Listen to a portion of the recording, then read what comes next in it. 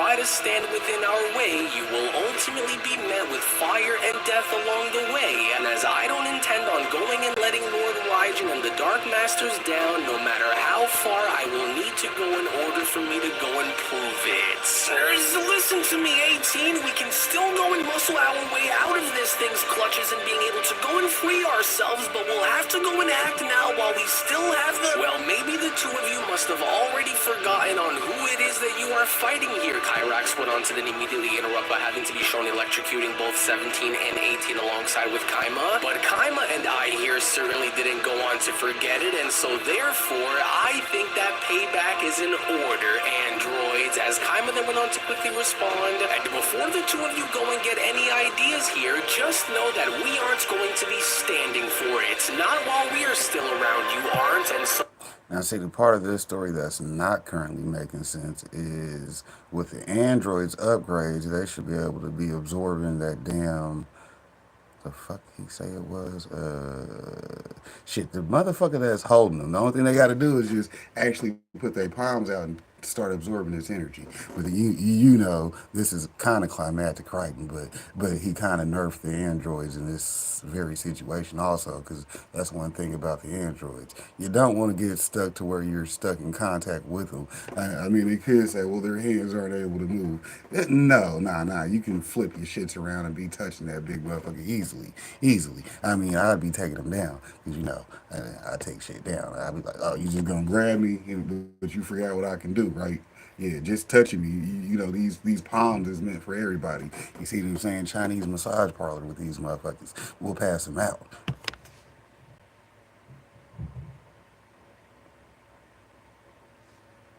So I want you to go and feel every part of this, android. And as I want you to go and feel every bit of the exact same levels of pain that you had went and put me through since coming here, Kaimo went on to continue upon still yeah, being you grabbed me, but you know what? I grabbed you too. You see what I'm saying?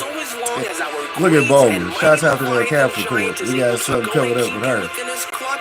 Then I am going to continue to go and use everything that I possibly can in order to go and fry you until there is nothing left of you but particles just blowing within the voids of darkness. Oh dear, this isn't looking good for any of them out there, and unless we are to go and do something soon to help them both continue upon being shown having to oversee the battle from below, then they won't be able to go and last much longer out there without some kind of a helping hand, Bulma says. And so we'll need to go and do our part by sending out our supercell prototype, because nobody had went and mentioned anything about them having skyscraper-sized monsters down there within the demon realm, Bulma continues. And so while we still have a little bit of time left... See, that's exactly why Bulma was introduced early in the show, because she's trying to solve problems. She said, hold on, they got these big ass motherfuckers running around this bitch. Hell no, we prep for this. Bulma's starting to act like Batman with prep time.